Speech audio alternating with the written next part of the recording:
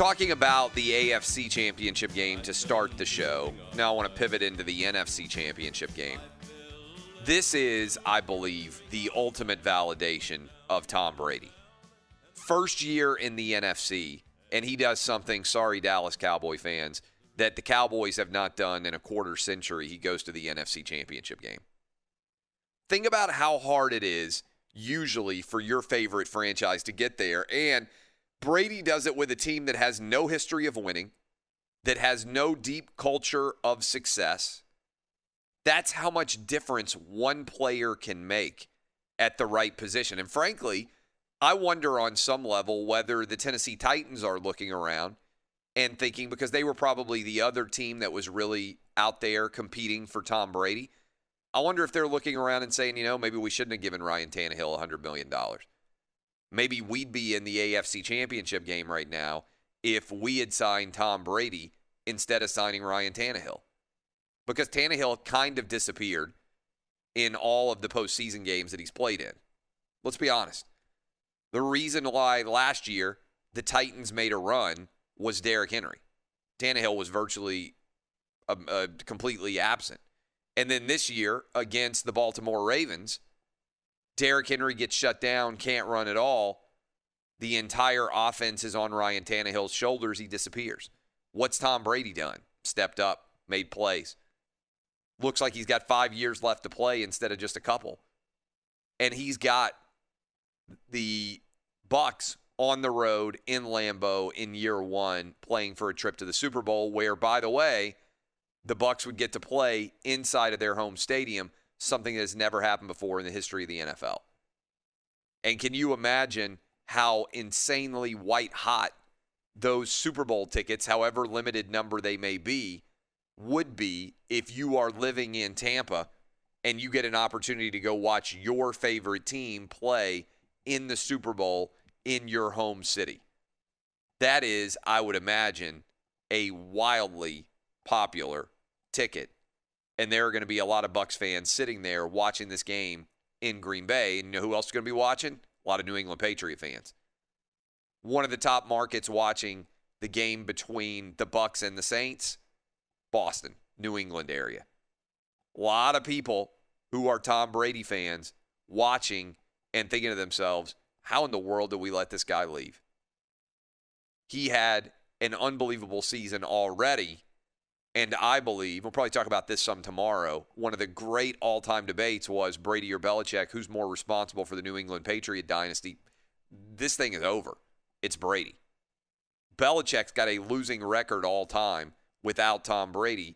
And this year, even with the culture that Bill Belichick created and Tom Brady helped to foster, in the New England Patriots, they plug in Cam Newton, everything falls apart for them. Tom Brady, meanwhile, goes down to Florida, becomes the newest version of Florida man. Boom. He puts his team into, potentially, the Super Bowl, right on the edge right now in the NFC Championship game. Over 40 touchdown passes. Remember last year in Bruce Arians' offense, Jameis Winston went out and joined the 30-30 club, 30 touchdowns, 30 interceptions. I told you before the season started, I said I like the Bucs to make the playoffs because I think Tom Brady will go down. And I think he'll have 30 touchdowns and 10 interceptions. I was wrong. He had 40 touchdowns, 12 picks. Now I think he's up to like 45 when you factor in what he's done in the playoffs. And it's pretty incredible what Brady has accomplished already.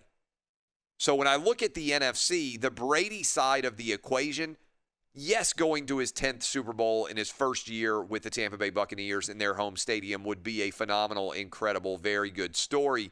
But already I think Brady has answered pretty much every question by going and getting 2 playoff wins on the road against Washington and against the Saints. I believe he has really risen up and answered every question we could possibly have about how much of his success was associated with Bill Belichick and how many years he's got left.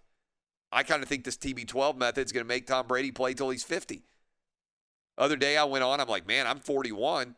Look at Brady. He looks like he's 28. Maybe I need to look into this TB12 method. But I think Brady has already answered all of his questions. If you're a Bucs fan, You have to be ecstatic about what you've got coming back next year. Given the COVID restrictions in terms of being able to work with his teammates, this Bucs offense next year with Chris Godwin, Mike Evans, Rob Gronkowski, Antonio Brown in theory, Cameron Brate, get back in theory O.J. Howard maybe. Offensive line has another year to gel. Leonard Fournette, Ronald Jones. I mean, this is going to be maybe the best offense in the NFL next year if everybody stays healthy and they're able to bring back everybody and they're working through with year 2 with Tom Brady. So I don't think Brady has that much at stake. I think he's already answered many of the questions about him leaving New England. 13-5, got the Bucs in the NFC Championship game. They hadn't even been to the playoffs in 12 years. He's won 2 playoff games with them. He's changed the culture. He's changed the expectations. Even if they lose on the road in Lambeau, I don't think that the Bucs or Brady have very much that they leave behind and that they lose. But man, how much does Aaron Rodgers have at stake here? We talked about Josh Allen having the most at stake in the AFC. Let's think for a moment just about how much Aaron Rodgers has at stake as we get ready for the NFC Championship game. Rodgers has 1 Super Bowl, okay? The gap between 0 and 1 Super Bowl-wise is massive. Once you get that first Super Bowl, you're a made man in the NFL. Aaron Rodgers has got that. But taking that next step and winning your second puts Aaron Rodgers in a different caliber, particularly with what he has done this year at this age.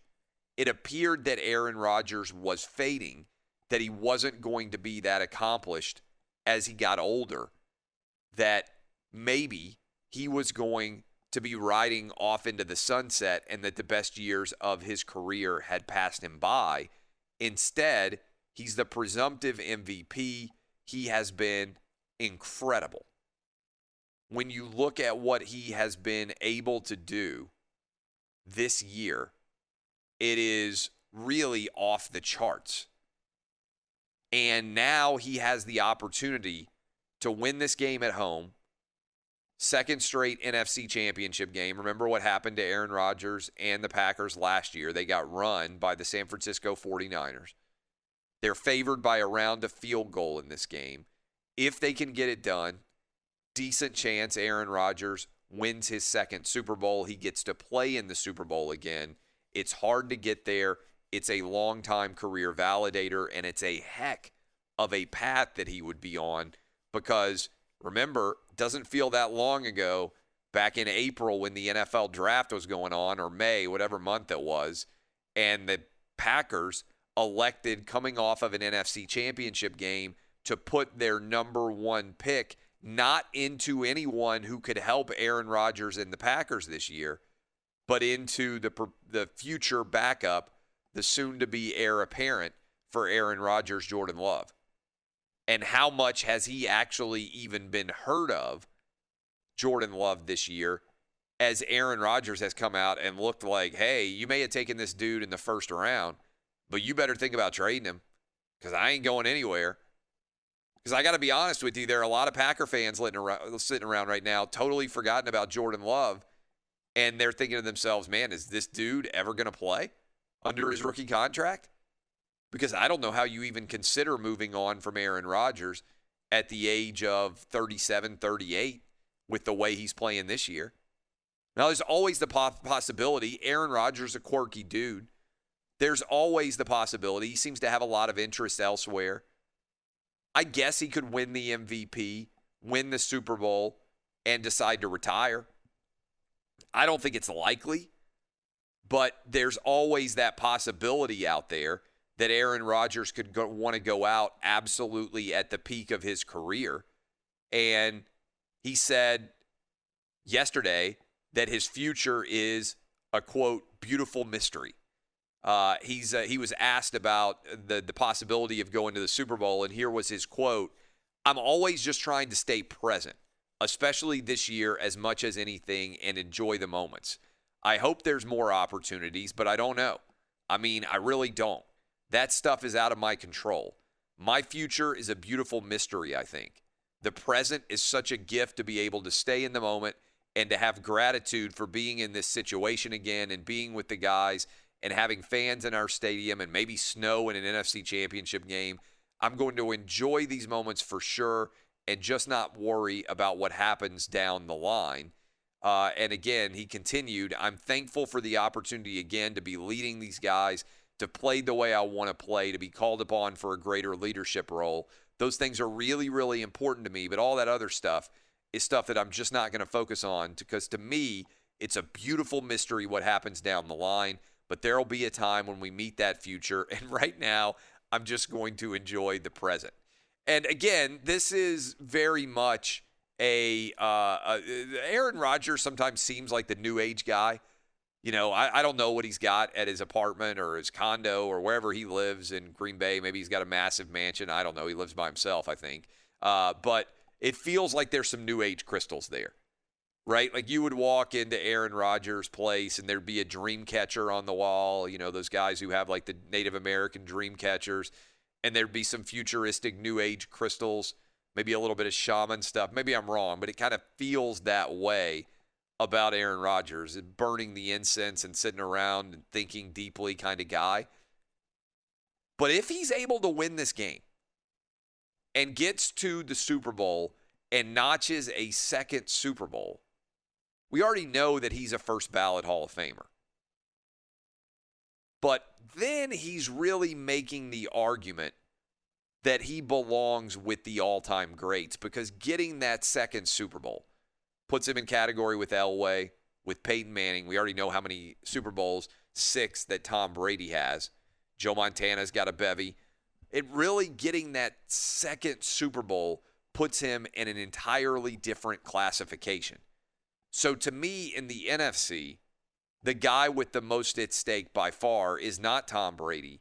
It's Aaron Rodgers. Josh Allen in the AFC and Aaron Rodgers in the NFC are the two players coming up this weekend with the absolute most at stake for their legacy and their futures in terms of what is going to happen with the beautiful mystery, to steal from Aaron Rodgers, that is the AFC and the NFC championship game.